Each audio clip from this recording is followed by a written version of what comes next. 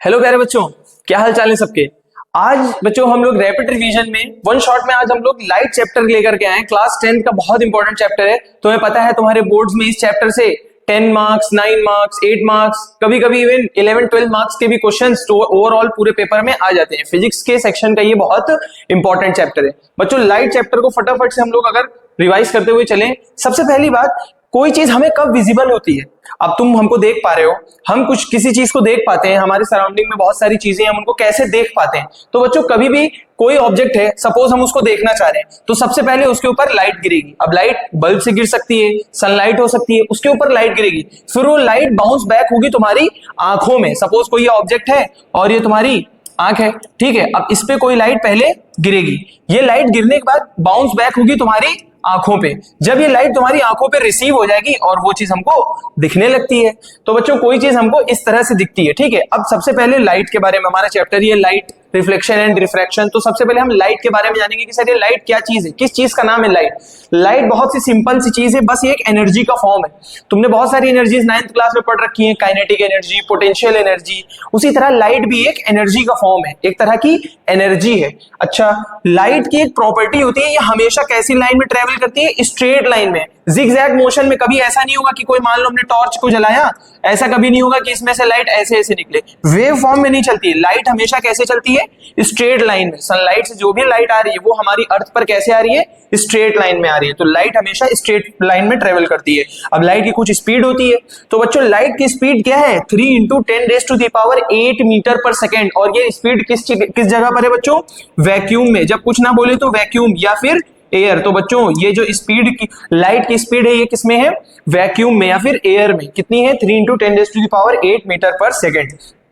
अगला टॉपिक जो हमारा है इस चैप्टर का, जो सबसे मेन टॉपिक है, दो ही टॉपिक है इस चैप्टर में, रिफ्लेक्शन और रिफ्रैक्शन। रिफ्लेक्शन होता क्या है बच्चों, जैसे कभी भी एक बात यहां पर बच्चों हम पहले समझ लें, इस टॉपिक में जाने से पहले, रे का मतलब क्या होता है। ज्यादातर लोगों को लगता है रे का मतलब लाइट है, रे का मतलब लाइट नहीं होता बच्चों। रे एक तरह से क्या है, रास्ता है। रे क्या है, रास्ता। अगर हमने बनाया एक रे को इस तरह से बना दिया, तो हम कहना क्या चाह रहे हैं, हम बोल रहे हैं लाइट एनर्जी इस फॉर्म से इस फॉर्म में, इस डायरेक्शन से इस डायरेक्शन में जा रही। ऐसा नहीं है कि लाइट मेरे मत्थे से निकली और तीर बन के तुम्हारी आंखों में जाके घुस गई, ऐसा कभी नहीं होता है ना। लाइट, रे का मतलब होता है पाथ ऑफ लाइट, है ना, पाथ ऑफ लाइट। कभी भी रे ऑफ लाइट का मतलब ये ना समझ जाना लाइट ही है वो तीर के फॉर्म में चल रही है, ऐसा नहीं होता। वो धनुष नहीं है ना, एक तरह से लाइट रे का। इसीलिए हम लोगों ने लाइट चैप्टर को पढ़ने के लिए एक टर्म बनाया है, रे। रे बताता है लाइट का रास्ता। तो अब रिफ्लेक्शन अगर तुम देखो, कभी भी रे ऑफ लाइट मतलब लाइट रे अगर इस डायरेक्शन में जा रही है और किसी सरफेस पे टकराई, वो टकराने के बाद उसी मीडियम में बाउंस बैक हो जाती है, टकरा के वापस उसी मीडियम में चली जाती है। इस प्रोसेस को बच्चों क्या बोलते हैं हम लोग, reflection. Phenomena in which light bounces back from a surface in the same medium. ये बच्चों बहुत इंपॉर्टेंट बात है, सेम मीडियम। अभी तुम देखोगे मीडियम बदलने पर वो रिफ्लेक्शन नहीं होता है, वो क्या बन जाता है, रिफ्रैक्शन बन जाता है। तो ये टर्म बहुत इंपॉर्टेंट है, रिफ्लेक्शन और रिफ्रैक्शन। कभी भी लाइट एक मीडियम में टकराए और वापस उसी मीडियम में बाउंस बैक हो जाए, दिस फिनोमेना इज रिफ्लेक्शन। अब बच्चों रिफ्लेक्शन के दो लॉ हैं, ये दो लॉ हैं जो रिफ्लेक्शन को डिफाइन करते हैं। ये लॉ हमेशा रिफ्लेक्शन में हमेशा काम करेंगे। सबसे पहली बात, जब भी लाइट रे किसी भी सरफेस पर टकराती है, तो कुछ टर्म्स हैं जो तुम्हें पता होने चाहिए। मान लो ये जो लाइट टकराने वाली है, इसको हम लोग बोलते हैं बच्चों कौन सी रे, इंसिडेंट रे। ये रे का मतलब लाइट इस डायरेक्शन में जा रही है, तो ये इंसिडेंट रे है, ठीक है सर। ये रे इस टकरा गई इस सरफेस से, ठीक है। ये लाइन से क्या, बारिश नहीं हो रही, ये लाइन से मतलब इसके उधर नहीं जा रही है, उधर ही चली जा रही है। बेसिकली बताना चाह रहे हैं कि लाइट, ये मीडियम कैसा है, ओपेक है, मतलब दूसरी तरफ लाइट नहीं जाने दे रहा। ये लाइट यहां टकराई और वापस से वो उसी मीडियम में रिफ्लेक्ट होकर चली गई। अच्छा, हम जहां पर लाइट टच हुई है सरफेस से, वहां पर एक हम 90 डिग्री बनाते हैं, परपेंडिकुलर एक इमेजिनरी लाइन बनाते हैं, उसको हम लोग बोलते हैं नॉर्मल। क्या बोलते हैं बच्चों, नॉर्मल। अब जब भी तुम देखोगे लाइट रे टकराई है और नॉर्मल एक तुमने उस पॉइंट पे बनाया है, तो इंसिडेंट रे और नॉर्मल के बीच का एंगल क्या होता है, angle of incidence, small I से रिप्रेजेंट करते हैं। और लाइट रे जो रिफ्लेक्ट हुई है, जो वापस उसी मीडियम में टकरा के चली गई, उसको हम बच्चों क्या बोलते हैं, रिफ्लेक्टेड रे। और ये रिफ्लेक्टेड रे और नॉर्मल के बीच का एंगल क्या होता है, एंगल आर। तो कभी भी रिफ्लेक्शन होगा, एंगल आई और एंगल आर हमेशा कैसे होंगे, बराबर। Angle of incidence is always equal to angle of reflection. Angle of incidence हमेशा रिफ्लेक्शन के बराबर। अगर 30 डिग्री पर लाइट रे आई है, तो टकरा के भी नॉर्मल से कितना एंगल बनाएगी, 30 ही बनाएगी, ठीक है बच्चों। अगला जो पॉइंट है इंसिडेंट रे, ठीक है, इंसिडेंट रे हो गई। Normal to the mirror, normal to the mirror मतलब मिरर के नॉर्मल यानी ये वाली लाइन, और रिफ्लेक्टेड रे मतलब ये वाली रे, ये तीनों हमेशा कैसे करेंगे लाई, सेम प्लेन में। जैसे तुम्हारा पैनल दिख रहा है इस बोर्ड पर, देखो तीनों उसी बोर्ड पे है ना, ऐसा तो है नहीं कि रिफ्लेक्ट इंसिडेंट रे ऐसे आई और टकरा के बोर्ड से बाहर निकल गई, है ना। लाइट रे जिस प्लेन में आई है टकराने के बाद भी वो उसी प्लेन में जाएगी। ऐसा नहीं होगा लाइट रे आई ऐसे और टकरा के तुम्हारे साइड आ गई या टकरा के मेरे साइड आ गई। जिस प्लेन में लाइट रहेगी मतलब वो 2 डायमेंशनल प्लेन जो होगा वो लाइट रे टकराने के बाद भी उसी प्लेन में रहेगी। तो ये बात बच्चों दोनों लॉज ऑफ रिफ्लेक्शन बहुत बार रिपीट हुआ है, शॉर्ट में आता है, वेरी शॉर्ट में आ जाता है, तो लॉज ऑफ रिफ्लेक्शन तुम्हें पता होना चाहिए। आगे अगर हम देखें प्लेन मिरर, प्लेन मिरर तो सुबह भी देखते हो शाम भी देखते हो, है ना। कॉलेज जाते हो, तुम किसी से मिलने जा रहे होते हो, जब तुम किसी से मिलने जा रहे हो तो तब भी तुम मिरर देखते हो ना, बाल बाल सेट कर ले, है ना, किसी से मिलने जा रहे हैं, अब वो किसी क्या है तुम्हें पता है, ठीक। प्लेन मिरर क्या है बच्चों, एक फ्लैट स्मूथ पॉलिश्ड सरफेस है, उस पर पॉलिश कर देते हैं। पॉलिश क्यों करते हैं कि लाइट सेम मीडियम में टकरा के आ जाए। भैया तुम प्लेन ग्लास के सामने खड़े हो जाओगे, तुम्हारी उसमें इमेजिंग नहीं बनेगी, क्यों, लाइट रे टकरा के उसके आर पार चली जाएगी। तो हम उसमें पॉलिश लगा देते हैं जिससे लाइट रे टकरा के वापस हमारी आंखों में आ जाए तो हम अपने ही आप को देख ले। तो बच्चों फ्लैट स्मूथ पॉलिश सरफेस है that reflects light and forms image. अब ये राजा बाबू खड़ा हुआ है प्लेन मिरर के सामने, किसी से मिलने जा रहा होगा, है ना, तैयार होने आया, देखो कितना खुश है। तो कभी भी पेपर में बहुत बार पूछा गया है बोर्ड्स में, और ये इस बार भी आएगा, क्या, प्लेन मिरर पे जो भी इमेज बनती है उसकी प्रॉपर्टीज, ये गारंटीड इस बार आने वाला है। तो उसकी प्रॉपर्टीज में सबसे पहला जो भी इमेज का साइज होता है वो ऑब्जेक्ट के बराबर होता है। ऐसा नहीं हम खड़े होंगे मेरा सर बड़ा हो जाएगा या मेरा सर छोटा सा दिखेगा, जो भी ऑब्जेक्ट का साइज होता है और इमेज का साइज होता है ये हमेशा बराबर होते हैं। अगला, distance of image from the mirror is same as the object distance. इस पॉइंट में बहुत कंफ्यूजन होती है कि सर हम तो यहां पर खड़े हैं और आप बोल रहे हो कि जो ऑब्जेक्ट की मिरर से डिस्टेंस होती है वही इमेज की भी मिरर से डिस्टेंस होती है, लेकिन इमेज तो मिरर पर ही बन रही है, तो ऐसे कैसे। तो बच्चों इसको तुम ऐसे इमेजिन करो, मिरर की जगह पर मान लो कोई विंडो है, कोई खिड़की है, खाली जगह है, तो तुम ऐसे इमेजिन करो तुम विंडो के इस साइड खड़े हो और विंडो के जितनी दूर तुम खड़े हो उतना ही दूर कोई दूसरा तुम्हारे जैसा खड़ा है, तो ऑब्जेक्ट की दूरी और इमेज की दूरी बराबर हो गई। लेकिन अब बीच में स्क्रीन आ जाती है तो इमेज हमको स्क्रीन पर ही दिखने लगती है। जैसे ही मान लो ये विंडो पे अगर हम मान लो बीच में एक विंडो बनाए और इधर एक आदमी खड़ा हो, जितनी दूरी बच्चों ये होगी दूसरी तरफ भी उतनी ही दूरी होगी, लेकिन ये ट्रांसपेरेंट ना होकर ओपेक होती है तो इस पे हमको इमेज दिख जाती है ना। तो हमेशा प्लेन मिरर के केस में इमेज और ऑब्जेक्ट की दूरी सेम होती है। There is lateral inversion. Lateral inversion का सबसे बढ़िया एग्जांपल है, जैसे हमने अपना ये वाला हाथ उठाया है, तुम भी अपना यही वाला हाथ उठाओ, मतलब उसी डायरेक्शन में जिस तरफ ये, तो बच्चों तुम देखोगे कि ये मेरा राइट है लेकिन तुम्हारा क्या हो जाएगा हैंड, लेफ्ट। अगर हम अपना लेफ्ट हैंड उठाएंगे तो तुम्हारा कौन सा उठेगा, अगर तुम इसी साइड वाला हाथ अपना उठाओगे तो वो क्या हो जाएगा, राइट। तो प्लेन मिरर में जो इमेज बनती है वो लेटरली इन्वर्टेड हो जाती है ना। देखो जैसे इसने अपने लेफ्ट हैंड में, राइट हैंड में एप्पल लिया हुआ है, लेकिन जब मिरर में देखेगा तो उसका लेफ्ट हैंड में एप्पल है, मतलब उसको लगेगा कि उसका लेफ्ट हैंड उठा हुआ है, लेकिन एक्चुअल में उसने अपना राइट हैंड ही उठाया हुआ है। तो बच्चों लेटरल इन्वर्जन हो जाता है और इमेज हमेशा वर्चुअल और इरेक्ट बनती है। इरेक्ट का मतलब स्ट्रेट, ऐसा नहीं हम ऐसे खड़े हैं और इमेज में हम उल्टे हो गए, मेरे पैर ऊपर सर नीचे, ऐसा नहीं होता। तो ये कुछ प्रॉपर्टीज है जो तुम्हें इमेज प्लेन मिरर जो बनाता है उसके बारे में पता होना चाहिए। नेक्स्ट है हमारा स्फेरिकल मिरर। इसमें बहुत लोग कंफ्यूज होते हैं, इतने टर्म्स हैं, pole, centre of curvature, aperture, radius of curvature, ये सब क्या है। तो बच्चों स्फेरिकल मिरर समझने से पहले हम क्या लेंगे, एक स्फीयर लेंगे। सपोज ये हमारे पास एक स्फीयर है और हमने इस स्फीयर को क्या कर दिया बच्चों, कर दिया है कट। स्फीयर को हमने क्या कर दिया है, कट। तो बच्चों इसकी दो सरफेस है, एक अंदर वाली है जो कि कर्व्ड है, इनवर्ड अंदर की तरफ कर्व्ड है, और एक सरफेस बाहर की तरफ कर्व्ड है। तो बच्चों एक जब स्फीयर को काटोगे तो इसमें दो सरफेस बनेंगी, ठीक है। अब हम इसको मिरर हमें बनाना है तो हम क्या करेंगे, इसकी एक साइड पॉलिश कर देंगे। अगर हमने अंदर की साइड पॉलिश कर दिया तो रिफ्लेक्टिंग सरफेस बच्चों क्या हो जाएगी, ये वाली लाइट टकराएगी इधर वापस चली जाएगी। तो अगर रिफ्लेक्टिंग सरफेस बच्चों बाहर वाली है तो ये मिरर होता है कॉन्वेक्स मिरर। क्या होता है, कॉन्वेक्स। और अगर हम बाहर पॉलिश कर दें तो रिफ्लेक्टिंग सरफेस अंदर वाली हो जाएगी। तो जब अंदर वाली रिफ्लेक्टिंग सरफेस हो गई तो वो क्या हो गया, कॉनकेव मिरर। तो बच्चों mirrors whose reflecting surface are spherical और curved। अगर हमने इसको मिरर बनाया, प्लेन में तो कर्व नहीं होती, फ्लैट होती है, इसमें रिफ्लेक्टिंग सरफेस हमने कैसी कर दी, कर्व कर दी, घुमा दिया, मतलब उसमें कुछ कर्वेचर आ गया है ना। तो बच्चों ऐसा मिरर क्या कहलाता है, स्फेरिकल। अब दो तरह के, जब भी तुम स्फीयर को काटोगे तुम्हारे पास दो पॉसिबिलिटी है, तुम या तो यहां पर पॉलिश लगा दो या तो यहां पर पॉलिश लगा दो। तो बच्चों अगर हमने पॉलिश लगाया है कहां, बाहर की तरफ, तो बाहर की तरफ पॉलिश लगाओगे तो अंदर वाली सरफेस कैसी होगी, रिफ्लेक्टिंग। तो ऐसा मिरर बच्चों क्या कहलाता है, कॉनकेव मिरर। हमने इसको उल्टा कर दिया, अब हमने पॉलिश किधर लगा दी, पॉलिश अंदर की तरफ लगा दी। यही मिरर है लेकिन हमने इसमें पॉलिश अंदर कर दी, तो इस बार रिफ्लेक्टिंग सरफेस कौन सी होगी बच्चों, बाहर वाली। तो ऐसा मिरर क्या कहलाता है, कॉन्वेक्स। तो कॉनकेव में अंदर वाली होती है रिफ्लेक्टिंग सरफेस और कॉन्वेक्स में रिफ्लेक्टिंग सरफेस बाहर वाली होती है। ठीक है बच्चों, आगे अब कुछ इंपॉर्टेंट पॉइंट। सबसे पहला पोल। पोल क्या होता है? जो भी हमारा मिरर है, सपोज है कोई सा भी मिरर दो, तो मैं मान लो कॉनकेव कॉन्वेक्स कुछ भी मान लो हम कॉनकेव मिरर माना है, तो ये रिफ्लेक्टिंग सरफेस है कि ये रिफ्लेक्टिंग सरफेस है। हमने बोला इसका पोल बताओ, तो बच्चों ये जो पूरी रिफ्लेक्टिंग सरफेस है इसका जो सेंट्रल पॉइंट होता है वो क्या कहलाता है? पोल। तो पोल बच्चों क्या है? Centre of reflecting surface. Reflecting surface का सेंटर क्या है? पोल। अभी एक और सेंटर आएगा, वो कुछ और होगा, तो पहले तो उन्हें समझा जो भी रिफ्लेक्टिंग सरफेस है उसका जो सेंटर है वो क्या है? पोल। अच्छा, अब सेंटर ऑफ कर्वेचर क्या है बच्चों? जिस भी हमने ये एक स्फीयर लिया था, हमने इस स्फीयर को कट करके क्या बनाया था? मिरर। तो बच्चों इस स्फीयर का जो सेंटर है, इस स्फीयर का सेंटर होगा अंदर की तरफ, इस स्फीयर का जो सेंटर है वही इस मिरर का सेंटर ऑफ कर्वेचर होता है। तो बच्चों सेंटर ऑफ कर्वेचर क्या है? Centre of the sphere from which spherical mirror is obtained. अगला है रेडियस ऑफ कर्वेचर। अब रेडियस ऑफ कर्वेचर क्या है बच्चों? इस स्फीयर का भी तो कुछ रेडियस होगा, तो इस स्फीयर का जो रेडियस है वही इस मिरर का क्या है? Radius of curvature. इसका सेंटर यहां पर होगा, इमेजिनरी यहाँ बाहर होता है ना, मतलब जैसे मान लो ये स्फीयर है तो इसका सेंटर यहां होगा। अब हमने काट दिया, जब हमने इसको कट कर दिया तो इसका सेंटर ये, तो सेंटर से पोल की जो दूरी है वो क्या है बच्चों? क्या है वो? Radius of curvature. तो वही लिखा हुआ है radius of curvature is the radius of sphere. अच्छा, प्रिंसिपल एक्सिस क्या है? अब इसका पोल है, मान लो ये इसका पोल है, ये पोल है, ये सेंटर ऑफ कर्वेचर है, दोनों को ज्वाइन कर दो और दोनों को ज्वाइन करने वाली जो लाइन होती है वो क्या होता है बच्चों? वो क्या होता है? Principal axis. फोकल लेंथ क्या है? ये इसका सेंटर ऑफ कर्वेचर, ये इसका पोल, दोनों के बीच की दूरी रेडियस ऑफ कर्वेचर। इसका आधा कर दो, मतलब बीच में पॉइंट, कोई अंदर बीच में पॉइंट होगा, वो क्या होगा बच्चों?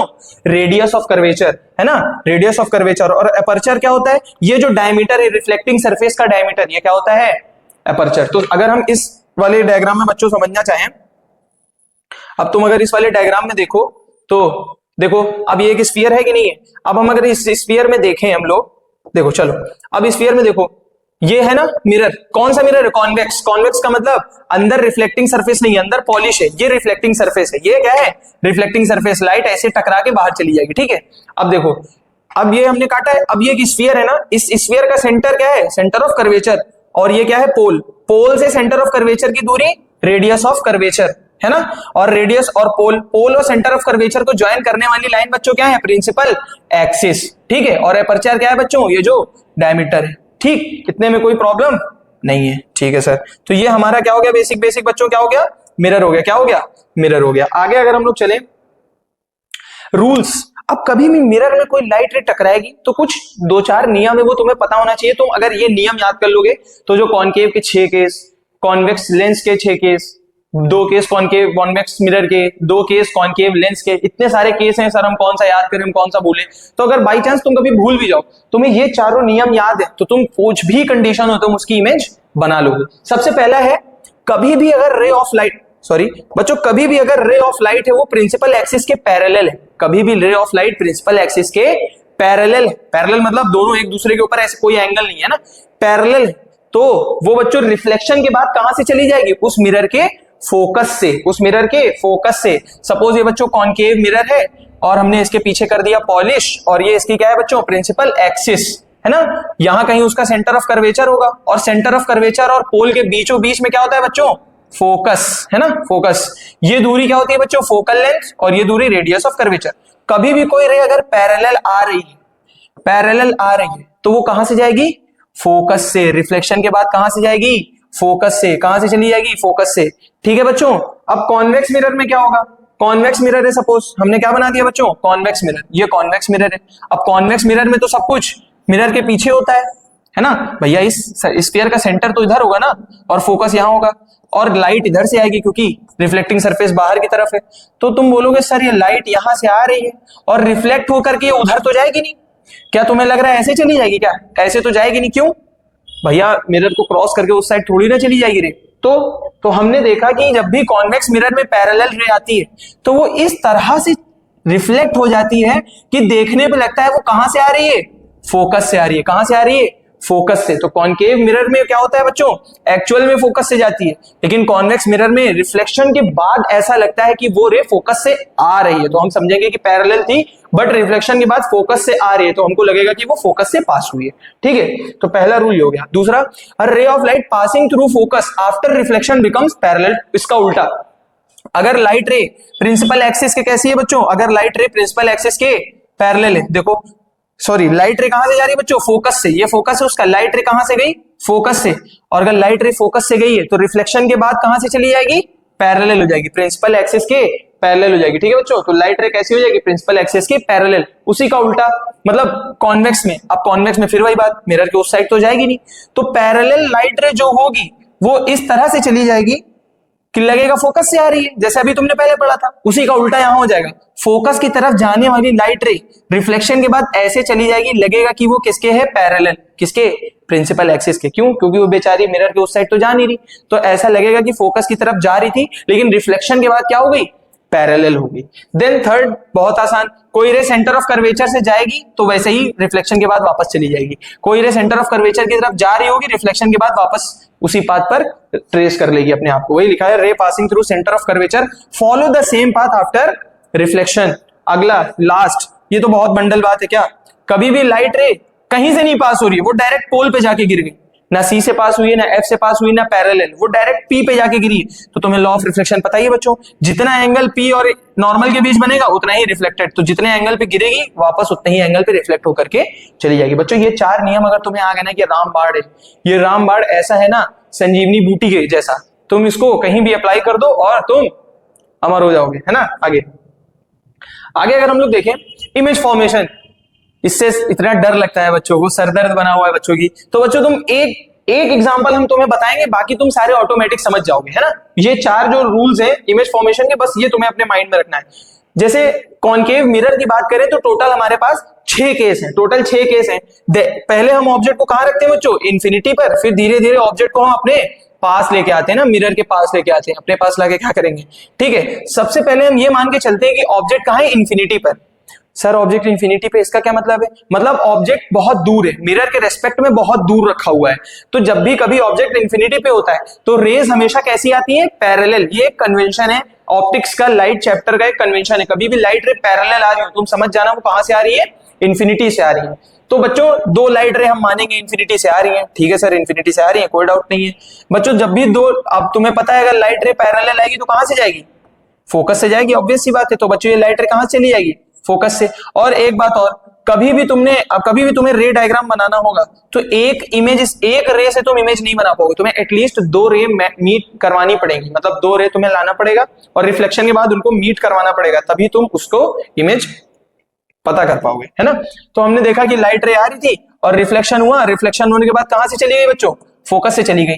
तुम्हें पता है रिफ्लेक्शन के बाद किससे कहां से जाएगी, फोकस से। येलो कलर का मतलब रिफ्लेक्टेड लाइट। अच्छा अब दूसरी रे एक और हमने मान लिया, दूसरी रे एक और हम लाए, वो भी कैसे आ गई, पैरेलल, है ना। क्यों पैरेलल आएगी, पैरेलल क्यों आएगी बताओ, पैरेलल इसलिए आएगी क्योंकि वो इन्फिनिटी से आ रही है। और रिफ्लेक्शन के बाद कहां से जाएगी, रिफ्लेक्शन के बाद ये भी कहां से चली जाएगी, बोलो मेरे लाल, कहां से जाएगी, फोकस से। तो हमने देखा कि एक रे ऐसे आई फोकस से चली गई, एक रे ऐसे आई फोकस से चली गई, दोनों कहां मिली है जाकर के, दोनों मिली है फोकस पर। तो हमने देखा कि जब ऑब्जेक्ट इंफिनिटी पे था तब इमेज कहां बनी, फोकस पर। तो इसी तरह बच्चों सारे के सारे केस हैं। अब हम ऑब्जेक्ट को थोड़ा और पास लाए, मतलब सेंटर ऑफ कर्वेचर के पीछे।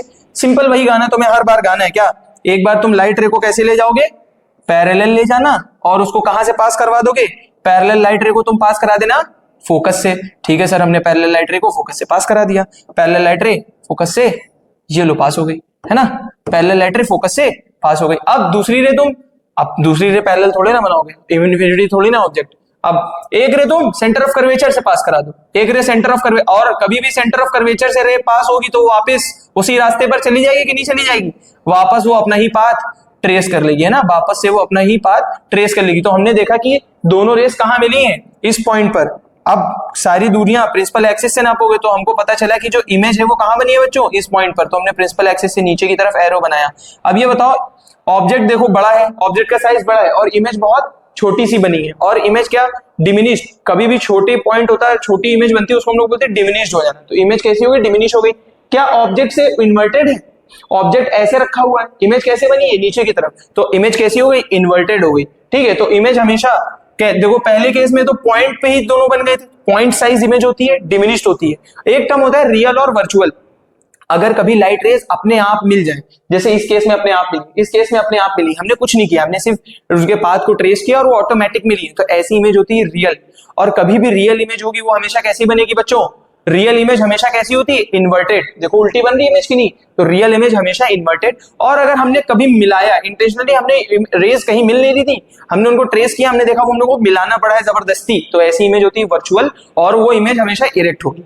अगला डायग्राम, अब हमने ऑब्जेक्ट को कहां रख दिया? सेंटर ऑफ कर्वेचर पे। एक लाइट रे पैरेलल आई, पैरेलल आने के बाद कहां से जाएगी? फोकस से चली गई। ठीक है सर, कोई डाउट नहीं है, फोकस से चली गई लाइट रे, फोकस से, ये येलो वाली फोकस से चली गई। अच्छा, फिर एक लाइट रे फोकस से पास करा दो तुम, है ना? एक लाइट रे जब फोकस से पास कराओगे तो रिफ्लेक्शन के बाद कहां से जाएगी? तुम्हें पता है रिफ्लेक्शन के बाद वो पैरेलल हो जाएगी। क्यों? फोकस से पास कराए हो ना, पैरेलल हो गई। अब दोनों लाइट रे कहां मिली? अब दोनों लाइट रे इस पॉइंट पे मिली है, यही है ना इमेज। देखो इमेज ऑब्जेक्ट दोनों सेम पॉइंट पे ना, ऑब्जेक्ट भी सी पर, इमेज भी सी पर, तो दोनों सेम पॉइंट पे बनती है। बस डिफरेंस किस बात का है? वो ऊपर की तरफ है, ये इन्वर्टेड है। क्यों? क्योंकि ये रियल है।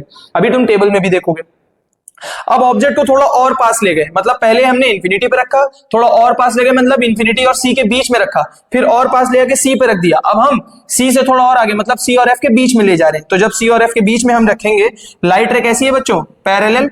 एक पैरेलल डाल दो, पैरेलल वाली लाइट रे कहां से चली जाएगी? सिंपल वही गाना हर बार गाना है, कहां से चली गई? फोकस से। येलो वाली रिफ्लेक्टेड रे फोकस से चली गई। अच्छा, अब दूसरी लाइट रे, दूसरी लाइट रे बच्चों कहां से पास करा दो?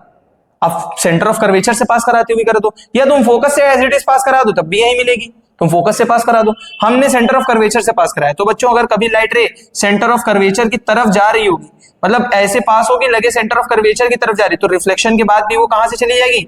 एज इट इज अपने पाथ को ट्रेस करेगी, है ना, सेंटर ऑफ कर्वेचर से ही जाती हुई लगेगी। सेंटर ऑफ कर्वे लगेगा कि वो सेंटर ऑफ कर्वेचर से ही जा रही है। तो बच्चों दोनों रेस कहां मिली है? देखो दोनों रेस कहां मिली है? इस पॉइंट पे मिली है कि नहीं? तो ये पॉइंट क्या हो गया बच्चों? इमेज का पॉइंट हो गया। तो इमेज देखो कहां बनी है? ये इमेज। अब देखो जब तुम सेंटर ऑफ कर्वेचर पर पहुंचे थे तो दोनों का साइज बराबर हो गया था, उसके पहले साइज छोटा था, अब देखो साइज क्या हो गया? थोड़ा सा इमेज से बड़ा। देखो ऑब्जेक्ट इतना छोटा, इमेज उसकी बड़ी हो गई, लेकिन क्या अभी भी अपने आप रेज मिली है? यस, अभी भी अपने आप मिली है, इसीलिए इन्वर्टेड इमेज है और रियल इमेज है, लेकिन ऑब्जेक्ट इमेज का साइज ऑब्जेक्ट से एनलार्ज है। बच्चों अब जो इसमें पांचवा केस आता है, हम ऑब्जेक्ट को थोड़ा और हमने कहां रखा था बच्चों? सी और एफ के बीच में। अब हम ऑब्जेक्ट को कहां ले गए? एग्जैक्ट एफ के ऊपर। तो याद करो पहला वाला केस, जब ऑब्जेक्ट इंफिनिटी पे था, इमेज कहां थी? फोकस पर। अब उसका उल्टा हो गया है, अब ऑब्जेक्ट फोकस पे, तो इमेज कहां चली जाएगी? इंफिनिटी पर। तो बच्चों एक लाइट रे पैरेलल आई और वो फोकस से चली गई, दूसरी लाइट रे सेंटर ऑफ कर्वेचर की डायरेक्शन में आ रही थी, तो सेंटर ऑफ कर्वेचर। अब ये लाइट रे कहीं मिल ही नहीं रही है, इस साइड भी नहीं मिलेंगी, इस साइड भी नहीं, क्योंकि पैरेलल है। अब तुम्हें पता है अगर कभी भी लाइट रेस पैरेलल होंगी तो वो कहां से जाएंगी? इन्फिनिटी। मतलब लाइट रेज अगर पैरेलल है तो कहां मिलेंगी? जाकर इन्फिनिटी पे। तो ये इमेज कहां बन जाएगी बच्चों? इन्फिनिटी पे। इमेज कहां बन जाएगी बच्चों? इन्फिनिटी पे। जब तुम इसको वापस से ट्रेस करोगे तो तुम्हें लगेगा ये तो कभी मिल ही नहीं रही, तो हमको लगेगा ये इन्फिनिटी पे। लास्ट केस है बच्चों, हम फोकस से भी और पास ले गए, हम नहीं माने, हम फोकस से भी और आगे लेके चले गए, मतलब पोल और फोकस के बीच में ऑब्जेक्ट को रख दिया। अब वही फिर से बच्चों, एक लाइट सेंटर ऑफ कर्वेचर की तरफ जाएगी तो एज इट इज रिफ्लेक्शन के बाद सी से पास हो जाएगी। अब फोकस से तो तुम पास नहीं कराओगे, लाइट रे पीछे तो लाओगे नहीं, तो तुम पोल पे गिरा दो। जब लाइट रे को पोल पे गिराओगे तो तुमने चौथा रूल देखा था, वो सेम एंगल पर चली जाएगी। बच्चों इस केस में पैरेलल थी तो कहीं नहीं मिल रही थी, अब इस केस में तो पैरेलल नहीं, दूर जा रही है, दूर जा रही है तो इंफिनिटी तक तो ये और दूर हो जाएंगे। जब दो लाइट रेज बच्चों दूर जा रही हैं तो इनके बीच की दूरी जब यहीं बढ़ रही है तो इंफिनिटी पे तो वो और दूर दूर हो जाएंगी। तो हमने देखा यार ये कभी इधर तो मिलने वाली नहीं, हमने दिमाग लगाया, हमने देखा कि अगर हम लाइट रेज को पीछे की तरफ ट्रेस करें तो लग रहा है कि ये इस पॉइंट से ये लाइट रेज निकल रही है, ये लाइट रेज इस पॉइंट से आती हुई लग रही है। तो हम कहेंगे कि इमेज कहां बनी है बच्चों? मिरर के पीछे। क्या इमेज ये बड़ी है ऑब्जेक्ट से? बिल्कुल, ऑब्जेक्ट ये रहा, इमेज उससे बड़ी है। लेकिन ये क्या इस बार हमने रेज मिलाया या अपने आप मिली है? अपने आप तो ये मिलने से रही, हमने इनको इंटेंशनली पीछे मिलाया है, तो ये वर्चुअली मिलाया है, तो इमेज कैसी हो गई? Virtual image. और वर्चुअल हमेशा कैसी होती है? इरेक्ट। पांचों केस में बच्चों इमेज हमेशा इन्वर्टेड थी, इस केस में इमेज कैसी बन गई है? इस केस में इमेज बन गई है इरेक्ट। कैसी बन गई है बच्चों? इरेक्ट। तो अगर तुम इस टेबल देखो, इस टेबल को देखो तो बच्चों इस टेबल में देखो, सबसे पहले इस टेबल में सबसे पहले क्या है तुम्हारे पास? इसको मैं अगर हटा दूं तो बच्चों इस टेबल में सबसे पहले ऑब्जेक्ट कहां था? इंफिनिटी। इमेज कहां बनी? फोकस पर। कैसी बन रही थी बच्चों इमेज? इमेज बन रही थी बहुत ही छोटी, हाईली डिमिनिश्ड पॉइंट साइज, है ना। और जब बियॉन्ड 2f रखा था तब f और 2f2 के बीच में, 2f2 का मतलब बच्चों क्या है यहाँ पर? सेंटर ऑफ कर्वेचर, तो F और C के बीच में बनती है, अभी भी डिमिनिश्ड है। जब 2F1 पे रख दिया मतलब 2F पर, मतलब 2F का मतलब क्या है, एक तरह से 2F का मतलब कहना चाह रहा है वो सेंटर ऑफ कर्वेचर, लेंस में 2F के फॉर्म में बात करते हैं, ठीक है।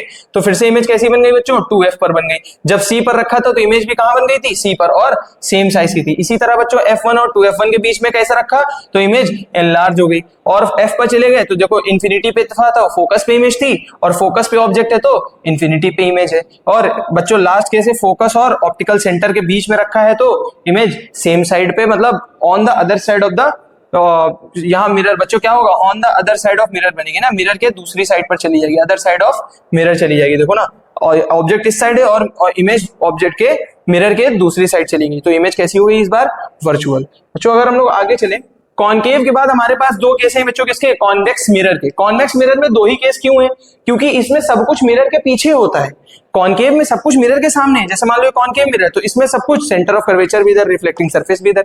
कॉन्वेक्स में रिफ्लेक्टिंग सरफेस इधर है और सेंटर ऑफ कर्वेचर वगैरह सब कुछ इधर है, तो बच्चों लाइट रे उस तरफ तो जाएगी नहीं। तो दो ही केस है, एक इन्फिनिटी और एक anywhere in front of the mirror. तो बच्चों जब इन्फिनिटी पे रखोगे तो कॉनकेव की ही तरह होता है, इमेज फोकस पे बनती है, लेकिन इस बार वर्चुअली बनेगी, क्यों, क्योंकि फोकस इस साइड है। तो बच्चों जब इन्फिनिटी पे रखोगे तो इमेज तो इस बार भी फोकस पे बनेगी, हाईली डिमिनिश्ड पॉइंट साइज होगी, बस वहां से यहां से अंतर क्या है, वहां रियल और इरेक्ट थी, इन्वर्टेड थी, यहाँ वर्चुअल और इरेक्ट हो जाती है। दूसरा केस है बच्चों, कहीं भी रख दो, इन्फिनिटी और पोल के बीच में कहीं भी रख दो, तो इमेज कहां बन जाएगी बच्चों, बिटवीन P एंड F, मतलब पोल और फोकस के बीच में। तुम रे डायग्राम बनाओ बच्चों, एक रे पैरेलल डालोगे तो ऐसे रिफ्लेक्ट हो जाएगी, लगेगा कहां से आ रही है बच्चों, फोकस से आ रही है। एक रे सेंटर ऑफ कर्वेचर की तरफ जब तुम फेंकोगे तो लगेगा सेंटर ऑफ कर्वेचर की तरफ जा रही है, और रिफ्लेक्शन में भी ऐसे ही चली जाएगी, क्यों, क्योंकि लगेगा सेंटर ऑफ कर्वेचर की तरफ जा रही है, और C की तरफ जाती है तो C ही की तरफ से वापस चली जाती है। तो जब तुम पीछे ट्रेस करोगे तो तुम्हें लगेगा इमेज ये बन रही। तो बच्चों डिमिनिश्ड इमेज बनती है और वर्चुअली बनती है। तो कॉन्वेक्स मिरर के केस बच्चों, कॉन्वेक्स मिरर में दोनों ही इमेज कैसी हैं,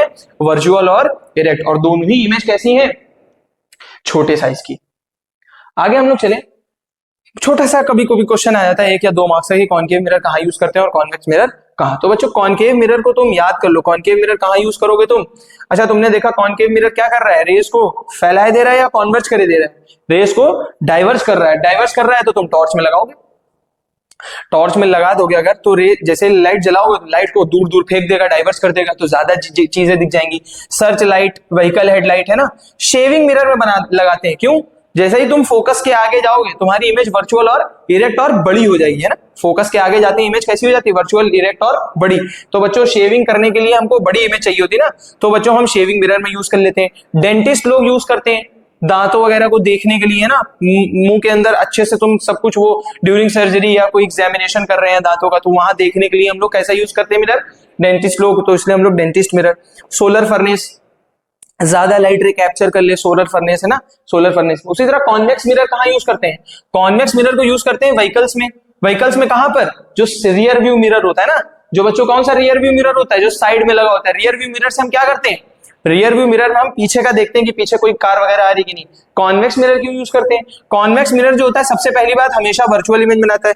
अगर हम इसकी जगह कॉनकेव लगा देंगे तो तुम पता चला सब कुछ तुमको उल्टा दिखने लगा, क्यों, कॉनकेव मिरर ज्यादातर केस में कैसी इमेज बना रहा है, रियल और इन्वर्टेड। पता चला तुम्हें लगा हम आसमान में गाड़ी चला रहे हैं, या ये गाड़ियां आसमान में क्यों उड़ रही है ना, तुमको लगेगा हम तो रोड पे चला रहे हैं, ऊपर से आ रही है गाड़ियां, है ना। तो इसी से हम लोग कैसा मिरर लगाते हैं, कॉन्वेक्स। क्यों कॉन्वेक्स, क्योंकि वो इरेक्ट इमेज बनाता है और वाइडर फील्ड ऑफ व्यू देता है, मतलब तुम एक बार में बहुत सारी चीजें देख सकते हो। तुम जब मिरर में देखोगे तो तुमको वाइडर फील्ड ऑफ व्यू मिल जाएगा। कॉन्केव छोटा सा एरिया कवर करता है, कॉन्वेक्स ज्यादा एरिया कवर कर लेता है अपनी इमेज में। अब बच्चों ये बहुत खतरनाक टॉपिक है इसका, क्या, ये है बच्चों साइन कन्वेंशन। ये अगर तुम्हें आ गया तो तुम्हारा जीवन सुखी हो जाएगा। कैसा हो जाएगा, सुखी। साइन कन्वेंशन, चलो साइन कन्वेंशन क्या होता है बच्चों, कभी भी ऑब्जेक्ट कहीं भी हो, साइन कन्वेंशन का मतलब होता है हम लोग लाइट को जब भी पढ़ते हैं तो हम लोग एक कन्वेंशन बनाते हैं कि अगर एक डायरेक्शन जा रही है तो पॉजिटिव और उसके अपोजिट जा रही है तो नेगेटिव। कैसे पता करोगे, तुम साइन देख के तो पता करोगे, नेगेटिव है मतलब पॉजिटिव का उल्टा, मतलब अगर ऐसे लाइट रे जा रही है और इसके अपोजिट आ रही है मतलब ये पॉजिटिव तो ये नेगेटिव, और ये नेगेटिव तो ये पॉजिटिव। तो बच्चों कुछ कन्वेंशन हमने बना लिए, पता चला लोग बोले नहीं राइट में जा रही पॉजिटिव, लेफ्ट में जा रही पॉजिटिव, तो हमने एक कन्वेंशन बना दिया। क्या, कभी भी लाइट रे लेफ्ट में जा रही होगी तो वो कैसा हो जाएगा बच्चों, लेफ्ट में जा रही होगी तो नंबर लाइन पढ़ रखा है ना मैथ्स में तुमने, नंबर लाइन में क्या होता है बच्चों, ये पोल जो होता है जीरो पे मान लेते हैं, ये जीरो ओरिजिन जो होता है हम इसको पोल मान लेते हैं। क्या मान लेते हैं, पोल, मतलब एक कार्टेशियन सिस्टम पे पोल जो होता है वो क्या हो जाता है, ओरिजिन। अब तुम इस साइड आओगे तो नेगेटिव, वही लिखा हुआ है, लेफ्ट में नेगेटिव। अब उस साइड जाओगे तो पॉजिटिव। बच्चों ऊपर के डिस्टेंसेस क्या हो जाएंगी, पॉजिटिव, और नीचे की डिस्टेंसेस क्या हो जाएंगी, नेगेटिव। ठीक है बच्चों, और लाइट तो हमेशा ऐसे ही जाएगी, ऐसे इन द सेंस मतलब हमेशा रिफ्लेक्टिंग सरफेस की तरफ जाएगी ना लाइट। तो ये हो गया तुम्हारा कन्वेंशन। तो कभी भी लेफ्ट में लाइट रे जा रही हो। और एक बात और, सारी डिस्टेंसेस पोल से नापोगे, सारी डिस्टेंसेस पोल से नापोगे। जैसे तुम सारी डिस्टेंसेस ओरिजिन से नापते थे, ओरिजिन याद है कि नहीं मैथ्स में, कार्टेशियन से प्लेन, तो ओरिजिन से नापते हैं ना सारी डिस्टेंसेस, तो तुम हमेशा सारी डिस्टेंसेस पोल से नापोगे। ठीक है, आगे मिरर फॉर्मूला अभी तक जितना पढ़ा है, अगर उससे क्वेश्चन नहीं आया तो सारा का सारा चांस क्वेश्चन मिरर फॉर्मूला पे ही आएगा। और इस साल गारंटीड है कि मिरर फॉर्मूला पे आने वाला है, मिरर फॉर्मूला इस साल क्वेश्चन आने ही वाला है। ठीक है, तो बच्चों तो ये तुम याद कर लो, सीबीएसई 2026 में इन दोनों टॉपिक से एक एक क्वेश्चन आने वाला है, मिरर से भी और मैग्निफिकेशन से भी। चलो मिरर फॉर्मूला क्या होता है बच्चों, V का मतलब क्या होता है, जैसे मान लो तुमने पोल पे कोई ऑब्जेक्ट है, कोई मान लो ये ऑब्जेक्ट है, ठीक है, और ये इसकी इमेज है, हम एक कन्वेंशन मान रहे हैं, ये इसकी क्या बन गई बच्चों, इमेज। तो बच्चों पोल से ऑब्जेक्ट की जो दूरी होती है, पोल से ऑब्जेक्ट की दूरी ये क्या होती है बच्चों, U, और पोल से जो इमेज की दूरी होती है ये क्या होती है, V। चलो लिखा हुआ है distance of image from pole is V, distance of object from pole is U, F is the focal length. तो बच्चों एक फॉर्मूला हमने बना लिया, 1/V plus 1/U equals to 1/F। अगला है मैग्निफिकेशन। मैग्निफिकेशन क्या होता है, इमेज जो है वो ऑब्जेक्ट से कितनी बड़ी या कितनी छोटी है, इसको नापने का एक तरीका है क्या, मैग्निफिकेशन। तो मैग्निफिकेशन क्या है बच्चों, ratio of height of the image to the height of object. बच्चों हाइट ऑफ इमेज और हाइट ऑफ ऑब्जेक्ट का रेशियो निकाल दो, यही क्या होता है, मैग्निफिकेशन। मैग्निफिकेशन का एक और तरीका होता है, इसमें हम क्या करते हैं, V और U को आपस में रेशियो बना देते हैं। बस एक चीज यहां पे ध्यान रखनी है, मिरर में क्या आएगा, माइनस। मिरर के मैग्निफिकेशन में जब V अपॉन U लिखोगे तो माइनस। बच्चों ये जो height of image, height of object है, ये मिरर में भी यही रहता है, लेंस में भी यही रहता है। ये फॉर्मूला लेंस में जाके बदल जाएगा, ये माइनस हट जाता है लेंस में। तो बच्चों इसका हमने एक शॉर्ट भी बना रखा है, तो उसको देखना, हम इस वीडियो के साथ पिन कमेंट में अटैच कर देंगे। उसमें हमने बहुत आसानी से बताया है विद इन 60 सेकेंड्स कि तुम मिरर का और लेंस का मैग्निफिकेशन कैसे याद करो बिना किसी कंफ्यूजन के। ठीक है, आगे मैग्निफिकेशन में दो चीजें देखोगे तुम, एक तो उसकी न्यूमेरिकल वैल्यू और एक उसका साइन। अगर मैग्निफिकेशन की वैल्यू पॉजिटिव है, साइन पॉजिटिव है, मतलब इमेज वर्चुअल है, और वर्चुअल होगी तो इमेज कैसी होगी बच्चों, इरेक्ट। और अगर निगेटिव साइन है, मतलब इमेज रियल है, और रियल होती है तो हमेशा इमेज कैसी होती है, इन्वर्टेड, है ना, रियल इमेज हमेशा इन्वर्टेड बनती है। ठीक, आगे अब साइन देखा तुमने, अगर वो एग्जैक्टली 1 है, मतलब इमेज और ऑब्जेक्ट दोनों सेम साइज के, याद करो concave mirror, centre of curvature पे ही ऑब्जेक्ट, सेंटर ऑफ कर्वेचर पर ही इमेज, लेकिन इस बार कैसी थी, बराबर 1। मैग्निफिकेशन क्या हो जाएगा 1, क्यों, क्योंकि इमेज और ऑब्जेक्ट का साइज बराबर है।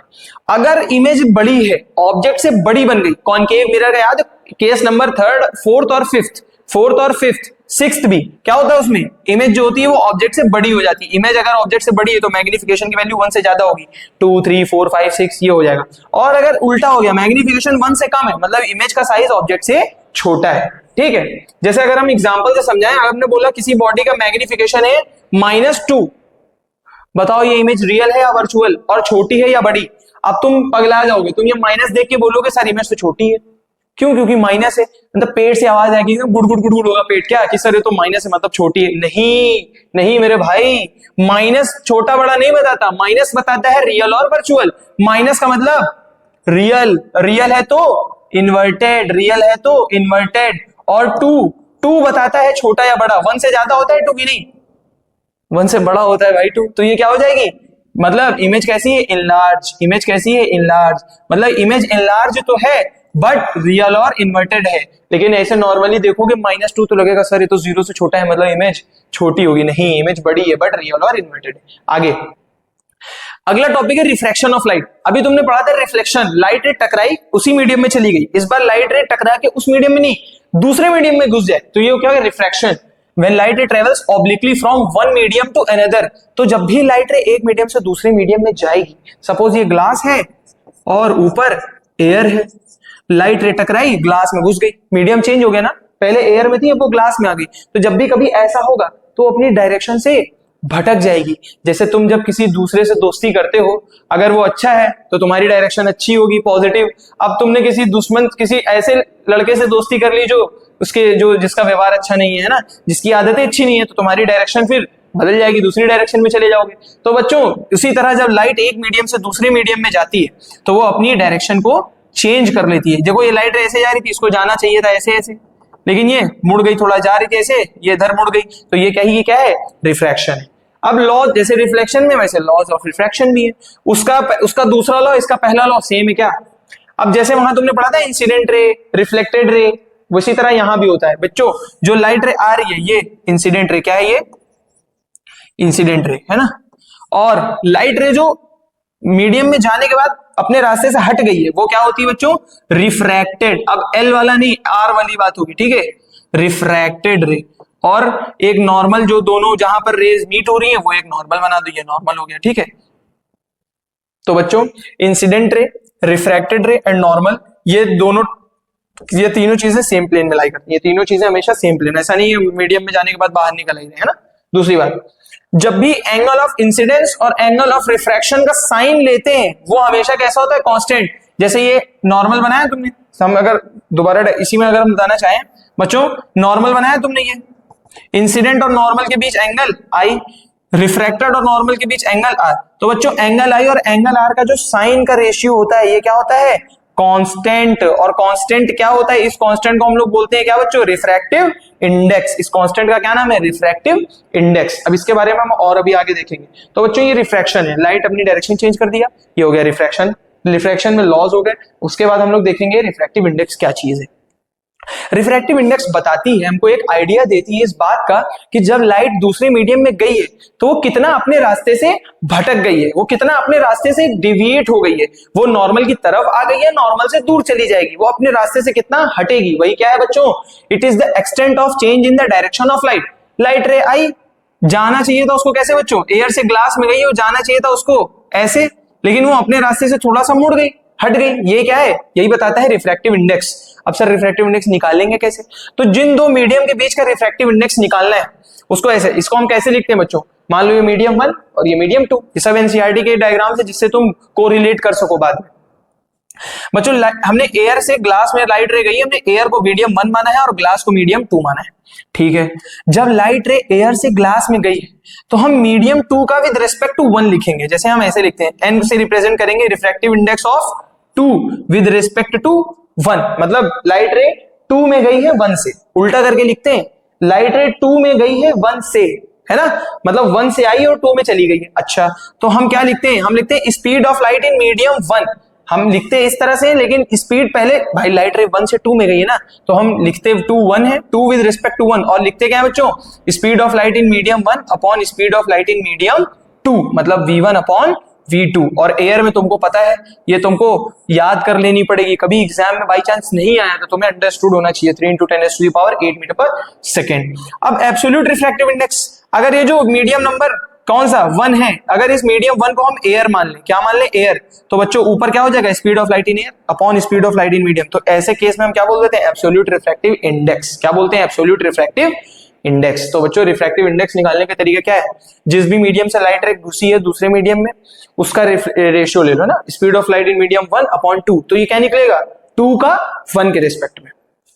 आगे लेंस, बच्चों दो कर्व्ड रिफ्रैक्टिंग, इस बार पॉलिश नहीं करोगे, लेंस में पॉलिश नहीं करते हैं। तो लेंस होता क्या है, लेंस एक ट्रांसपेरेंट मटेरियल है जिसमें 2 सरफेस होती हैं, इसमें कम से कम एक होना चाहिए रिफ्लेक्ट, कैसी होनी चाहिए, एक कर्व्ड होनी चाहिए। जैसे मान लो हमने स्फीयर को काटा था, अब हम पॉलिश ना करें, हम एक रिफ्लेक्टिंग सरफेस ये, मतलब एक सरफेस ये और एक सरफेस है, इस बार हम पॉलिश ना करें और हम इन दोनों को क्या कर दें, मिला दें, तो बच्चों ये लेंस बन जाएगा। क्या बन जाएगा, कि लेंस, इसका इधर भी एक कर्व सरफेस और एक इधर भी कर्व सरफेस, और पॉलिश कहीं भी नहीं, तो लाइट रेस में एंटर करेगी, दूसरे साइड से निकल जाएगी, बीच में कुछ खेला हो जाएगा, क्यों, क्योंकि बीच में ग्लास है, तो जो बीच में खेला होगा यही क्या है, रिफ्रैक्शन। और ये लेंस कैसा है, एक लेंस है कॉन्वेक्स लेंस, अभी तुम देखोगे। अच्छा, अब एक तो ये रिफ्लेक्टिंग सरफेस दोनों साइड से कॉन्वेक्स है तो कॉन्वेक्स लेंस, अब एक साइड से दोनों साइड से कॉनकेव हो जाए, मतलब इस तरह से लेंस हो जिसमें दोनों साइड से ऐसे अंदर की तरफ कर्व हो, तो ये कैसा होता है बच्चों, कॉनकेव लेंस। तो बच्चों डिफरेंस आ चुका है बोर्ड में, ठीक है, कॉन्वेक्स और कॉनकेव लेंस में। तो कॉन्वेक्स लेंस क्या है, 2 स्फेरिकल सरफेस बल्जिंग आउटवर्ड, दोनों बाहर की तरफ फूली होंगी, है ना, बल्ज करेंगी बाहर की तरफ, और इसका सेंटर जो होता है वो टिप से क्या होता है बच्चों, ज्यादा मोटा होता है ना, centre is thicker as compare to edges. इसका फोकल लेंथ पॉजिटिव होता है, अभी तुम आगे भी देखोगे। कॉनकेव लेंस की बात करोगे तो दोनों स्फेरिकल सरफेस अंदर की तरफ बल्ज होती है ना, अंदर की तरफ कर्व्ड होती है, और ये डाइवर्जिंग लेंस होता है। देखो रेस को क्या करे दे रहा है, दूर भगाए दे रहा है, दूर भगाए दे रहा है, और ये रेस को क्या कर देता है, एक पॉइंट पे मिला देता है। बचपने में तुमने देखा होगा मैग्नीफाइंग लेंस लाते हो, पेपर पे दिखाते हो, पेपर में आग लग जाती है, धुआं निकलने लगता है। क्यों? क्योंकि उस पे जितनी भी सनलाइट गिर रही है वो सारी सनलाइट को कन्वर्ट कर देता है। तो ये बच्चों दो तरह के लेंस हो गए तुम्हारे। आगे रूल फॉर्मेशन, इमेज फॉर्मेशन तुम्हें पता है, पैरेलल लाइट रे फोकस से जाएगी, फोकस वाली पैरेलल हो जाएगी। ऑप्टिकल सेंटर मतलब पोल, एक तरह से इसमें ऑप्टिकल सेंटर की बात करते हैं, ओ से जाएगी तो ओ से ही चली जाएगी ना, फोकस से थी तो पैरेलल हो जाएगी। ठीक है बच्चों। अब इमेज फॉर्मेशन देखो, एक बात बताऊं, जो तुमने कॉनकेव मिरर में पढ़ा है एज इट इज क्या करते हैं ना, कॉन्वेक्स लेंस में लगा देना। 6 केस वहां थे, 6 केस यहाँ है, बस डिफरेंस थोड़ा सा, डायग्राम थोड़ा सा ध्यान दोगे तो तुम्हें खुद ही सब कुछ समझ में आ जाएगा। देखो सबसे पहला उसमें याद करो, अब उससे तुम रिवाइज करते चलो तो तुम्हें आसानी से सब कुछ तुम कोरिलेट कर लोगे। उसमें ऑब्जेक्ट कहां था, इंफिनिटी, ऑब्जेक्ट इंफिनिटी। अब इसमें बस थोड़ा सा फर्क एक ये है जो हमने बताया ना, थोड़ा सा फर्क इसमें क्या है, लाइट उस साइड चली जाएगी, उसमें उस साइड नहीं जाती थी क्योंकि पॉलिश थी। पैरेलल लाइट रेज आई कहां से जाएंगी, फोकस से। ये इसका फोकस सारी फोकस से चली गई, यहां पे मीट हुई, इमेज बन गई। ठीक, दूसरा केस थोड़ा और पास लाओ। 2f का मतलब जैसे मिरर में सेंटर ऑफ कर्वेचर था वैसे यहां क्या है, 2f। इंफिनिटी और सेंटर ऑफ कर्वेचर के बीच में एक पैरेलल फोकस से, दूसरी ऑप्टिकल सेंटर। देखो बच्चों कहां बन गई इमेज, f और 2f के बीच में। क्या रियल इन्वर्टेड है, वहां भी रियल इन्वर्टेड थी, वहां भी f और 2f के बीच में थी, मतलब f और c के बीच में, यहां भी f और 2f के बीच में। इसी तरह तुम सारे केस बना लोगे। ठीक है, जितना ज्यादा तुम रे डायग्राम्स को प्रैक्टिस करोगे उतना ज्यादा ही तुमको चीजें आसान लगेंगी, समझे मेरे भाई। आगे देखो, ये एट इंफिनिटी बच्चों, इंफिनिटी पे तो इमेज फोकस पर, बियॉन्ड 2f का मतलब मिरर से अगर कोरिलेट करो तो 2f का मतलब कहना चाह रहा है वो c, तो बियॉन्ड c रखते हो तो बिटवीन c एंड f बनती है, c पे रखते हो तो c पर ही बन जाती थी, है ना। f और 2f मतलब f और c के बीच में रखते हो तो बियॉन्ड c बन जाती थी, तो बियॉन्ड 2f2 हो गई। फोकस पे रखते हो तो इंफिनिटी पे चली जाती है, और पास ले गए तुम, नहीं माने तुम और पास लेके चले गए तो इमेज सेम साइड पे बनती थी, और याद करो वर्चुअल और इरेक्ट बन जाती। तो 5 केस वहां भी रियल इन्वर्टेड के थे, 5 केस यहां भी रियल इन्वर्टेड के, वहां लास्ट वाला केस वर्चुअल इरेक्ट, यहां भी वर्चुअल इरेक्ट। सेम वहां कॉन्वेक्स मिरर था, यहां कॉनकेव लेंस है। सब कुछ तुम्हारे सामने है। 2 ही केस होंगे, एक इन्फिनिटी वाला तो फोकस, दूसरा anywhere in front of the lens, तो इमेज सेम साइड पे बनेगी और छोटी बन जाएगी। आगे लेंस फॉर्मूला, मिरर फॉर्मूला याद है, प्लस था, सब कुछ वही चीज है, बस यहां बीच में क्या आ जाएगा, माइनस, तो 1/v माइनस 1/u। और बच्चों ये इस साल क्वेश्चन इस फॉर्मूले पर आ रहा है, ये मेरी बात लिख के रख लो। मिरर फॉर्मूला और लेंस फॉर्मूला अगर तुमने पढ़ लिया इस चैप्टर का तो गारंटीड है, अगर 4 क्वेश्चन है इस चैप्टर के तो 2 तो उसी से तुम निकाल लोगे, इन्हीं 2 फॉर्मूले से। अच्छा, वहां मैग्निफिकेशन पढ़ा था, वही चीज यहां भी क्या, हाइट ऑफ इमेज और हाइट ऑफ ऑब्जेक्ट का रेशियो, तो height of image upon height of, हमने बोला था दोनों केस में सेम होता है। अंतर किसका है, VU वाले फॉर्मूले का, वहां -v/u था, यहां पर सिर्फ v/u है। तो take sign convention as taught earlier. Sign convention तुम्हें पता है, लेफ्ट जाओगे तो बच्चों, अगर लेफ्ट जाओगे तो नेगेटिव, राइट जाओगे तो पॉजिटिव, ऊपर जाओगे तो पॉजिटिव, नीचे जाओगे तो नेगेटिव। आगे लास्ट टॉपिक हमारे इस चैप्टर का है क्या, पावर ऑफ लेंस। मिरर का नहीं, लेंस। कोई लेंस कितना लाइट रेस को कन्वर्ज या डाइवर्ज कर रहा है। जैसे अगर हम कॉनकेव लेंस की बात करेंगे तो वो कितना डाइवर्ज कर रहा है, कॉन्वेक्स लेंस की बात करेंगे कितना रेस को कॉन्वर्ज, कितने में, किस लेंस में कितनी ताकत है, वो कितना जल्दी रेस को रिफ्रैक्ट कर रहा है, वो क्या होता है उसका power. The degree of convergence और divergence of light rays achieved by a lens is expressed in it. कहते नहीं है इस लेंस की पावर बहुत ज्यादा है, पावर बहुत ज्यादा होने का मतलब जैसे ही लाइट अंदर लेंस के घुसी खटाक से उसको कन्वर्ज किया, डाइवर्ज कर दे, तो वो होता है पावर। पावर अब निकालोगे कैसे, डिफिनेशन डिफाइन कैसे करोगे, power of lens is defined as the reciprocal of focal length, मतलब 1/f। अब 2 फॉर्मूले हैं, तुम अक्सर बच्चे कंफ्यूज आते हैं कि 1/f करें या 100/f करें। तो बच्चों एक सिंपल सा नियम है, क्या, अगर फोकस मीटर में है, फोकस मीटर मतलब फोकल लेंथ मीटर में है तो पावर क्या हो जाएगी 1/f, और अगर फोकल लेंथ सेंटीमीटर में है तो पावर क्या हो जाएगा बच्चों 100/f। ये तुम कंफ्यूज मत होना, क्वेश्चन में अगर फोकल लेंथ सेंटीमीटर के फॉर्म में दिया हो तो तुम चुपचाप 100/f कर देना, तुम्हारा power as it is diopter में निकल आएगा। SI यूनिट क्या होती है बच्चों, डायोप्टर।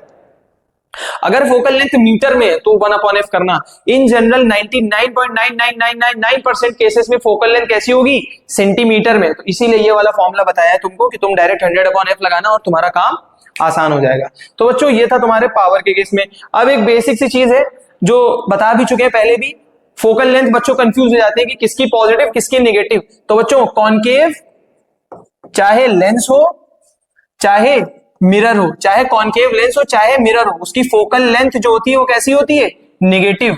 और अगर कॉन्वेक्स है तो कॉन्वेक्स चाहे लेंस हो चाहे मिरर हो, कॉन्वेक्स लेंस हो चाहे कॉन्वेक्स मिरर हो, उसकी फोकल लेंथ कैसी होगी, पॉजिटिव। ये एक बारीक सा अंतर है, तुम्हें पता होना चाहिए। कॉनकेव लेंस हो चाहे मिरर हो हमेशा नेगेटिव, और कॉन्वेक्स लेंस हो चाहे मिरर हो तो हमेशा पॉजिटिव। अब फोकल लेंथ अगर नेगेटिव है तो पावर भी क्या हो जाएगी बच्चों, नेगेटिव, और फोकल लेंथ पॉजिटिव है तो पावर भी क्या हो जाएगी, पॉजिटिव। तो बच्चों ये एक छोटा सा बात थी जो तुम्हें पता होना चाहिए। पावर हमने बोला कि मान लो जो एक कोई आदमी है, कोई बच्चा है, वो चश्मा लगाता है और जो उसके स्पेक्स हैं उसका पावर +2 डायोप्टर है। पावर उसका क्या है, +2 डायोप्टर। डायोप्टर तो ऐसा यूनिट है पावर। बताओ कौन सा लेंस पहनता है वो, तो सोचोगे पावर से लेंस, तो बच्चों +2 डायोप्टर है, मतलब कौन सा लेंस पहन रहा है, प्लस है पावर, पावर प्लस मतलब फोकल लेंथ प्लस, और फोकल लेंथ प्लस मतलब कौन सा लेंस, कॉन्वेक्स लेंस, मतलब वो कौन सा लेंस पहन रहा है, कॉन्वेक्स लेंस पहन रहा है। मिरर थोड़ी ना पहनोगे मेरे भाई, लेंस ही पहनते हैं। और आजकल तो जेंजी लोग जो है वो चश्मा स्पेक्स ये सब नहीं बोलते, डायरेक्ट बोल देते लेंस, कि मेरे लेंस लग गया, मैं लेंस पहनने लगा हूं। तो लेंस पहनने मतलब चश्मा, कोई है ना। हमने आजकल लाइट का चैप्टर बहुत आसानी से और बहुत क्विक तरीके से रिवाइज कर लिया है। तुम इस वीडियो को एक बार दो बार जितनी बार देख सकते हो देख लो, ये पूरा चैप्टर कंसाइज्ड है। आज का जो टेक होम मैसेज है बच्चों क्या है, every ray of effort you put in now will reflect your success later. तुम बच्चों आज जो एक्स्ट्रा एफर्ट जो भी तुम करोगे, तुम्हारा मन था 4 क्वेश्चन लगाने का, तुमने 4 लगाने के बाद एक्स्ट्रा जो 2 क्वेश्चन लगाओगे बच्चों, इसका रिजल्ट तुम्हारे मार्कशीट में श्योर शॉट आएगा। उस समय तुम याद करोगे कि हाँ यार मैंने 2 लगा लिए, तो वो जो एक्स्ट्रा क्वेश्चन और वही एग्जाम में आ गए। तो बच्चों आज तुम जो भी एक्स्ट्रा एफर्ट डालोगे ये तुम्हारे रिजल्ट में हमेशा दिखेगी। बच्चों इस तरह से बने रहो, हम तुम्हारे साथ हैं। कमेंट सेक्शन में जो भी प्रॉब्लम हो उससे तुम पूछ सकते हो। तो बच्चों thank you very much. Channel को सब्सक्राइब करो, अपने दोस्तों के साथ इस वीडियो को ज्यादा से ज्यादा शेयर करो। Thank you very much.